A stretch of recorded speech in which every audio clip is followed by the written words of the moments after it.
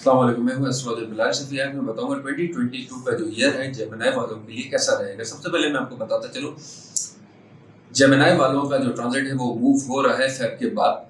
तो इनके सफर के कुछ मामलात हैं, हो सकता है मुल्क से बाहर जाएं या वापस आना चाहें, इस टाइप की ट्रांजिट पोजीशन इनकी बनेगी। इकोनॉमिकल मामलात को थोड़ा सा ज़रा पैसों में अखराजात ज़रा ज़्यादा रहेंगे और कोई बड़ी अमाउंट जो इसको कहते हैं काफ़ी एक हेल्दी अमाउंट इनको अप्रैल के बाद से मिल सकती है।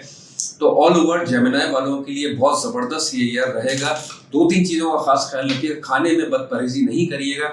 पेट के मामला थोड़े से हो सकते हैं, बोन्स में हड्डियों से रिलेटेड कोई दर्द या कोई इंजरी हो सकती है।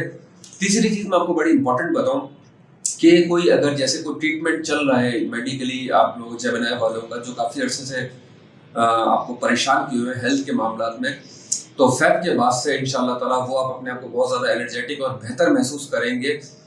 तो ऑल ओवर जेमिनी वालों के लिए प्रीवियस ईयर और ये ईयर में बहुत ज़्यादा आप अपने आप को बेहतर महसूस करेंगे। दुआ में याद रखिएगा। अल्लाह।